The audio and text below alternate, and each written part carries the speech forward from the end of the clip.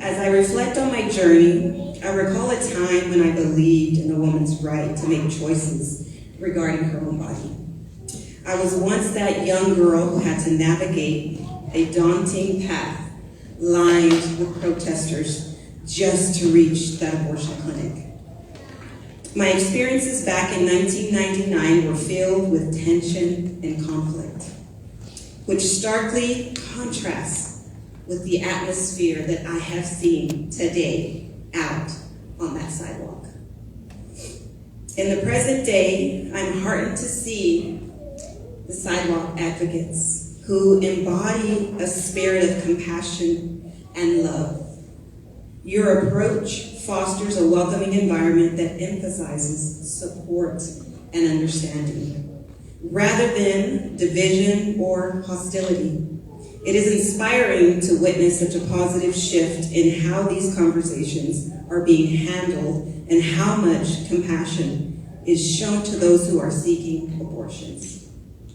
As a part of my healing, I too have stood on the sidewalk, and I've even held the sign that states, "I regret my abortion." I have seen firsthand how loving and compassionate you all are.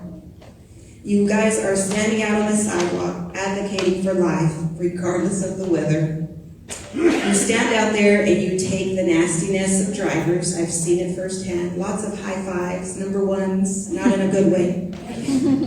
I just want you to know that you are all bold, courageous, and the Lord will honor you for the sacrifices that you have made.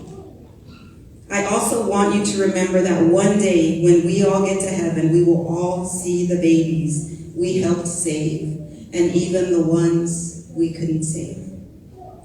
I remember asking Cindy before I even went out there and I stood on the sidewalk, I asked her, the first thing was, what kind of people are standing on the sidewalks today? I wanted to know if I would be standing next to an angry, condemning person, or would you all be showing the love of Christ? And I was blown away by how friendly and compassionate everyone was. All these years, what I experienced on the sidewalk back in 1999 has stuck with me. It left a wound in my heart. I will never forget one woman I encountered on the sidewalk.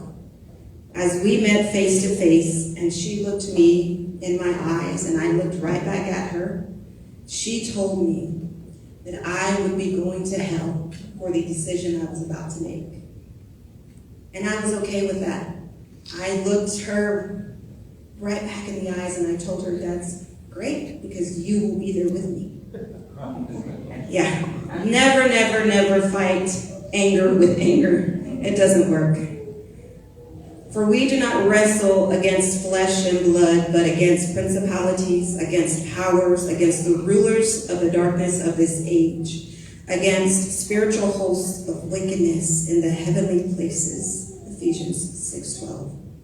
I want to encourage you all that when you are ministering to these individuals, because you all are ministering, remember that the root of most of the decisions these individuals are making is based out of fear. There is no fear in love, but perfect love casts out fear, because fear involves torment. But he who fears has not been made perfect in love. 1 John 4:18. So be ready to meet them with the resources they need. Most importantly, get those individuals across the street to a woman's haven. I've worked there. I've seen firsthand the work that they do, the love that they pour into these women, and they will receive the resources that they need. We must advocate on behalf of those who cannot speak for themselves. We must stand together for life. God has not called us to be cowards, but to be bold. And he says, have I not commanded you? Be strong and of good courage. Do not be afraid, nor be dismayed, for the Lord your God is with you wherever you go. Joshua 1:9. So you guys can now find me at San Antonio Birth Doulas. I am a birth and postpartum doula. I get the honor and privilege of walking with families through their pregnancy journey. I get to be with them in the birthing space. It's such a sacred place to be. I get to hold sacred ground for them while they welcome their new baby into this world. Every birth is beautiful. It is one of the most sacred events, in my opinion, that takes place here on earth. To witness a woman labor and then give birth to a baby is the most precious gift on earth. Every baby is made in the image of God, and birth is holy. The tears of labor are met with the joy of life. God sees, He hears, He strengthens. Life is precious, life is valuable, and life is worth fighting for.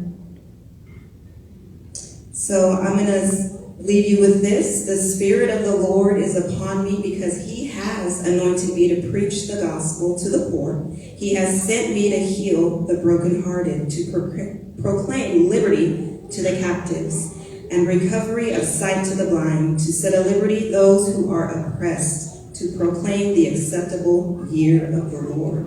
Luke 4:18-19. And actually, I'm going to leave you with this poem. It's called The Beauty of Life. In the gentle womb, a spark of life ignited, a precious soul by destiny united. A symphony of cells, a miracle unfurled. A testament of God's wonders in this world.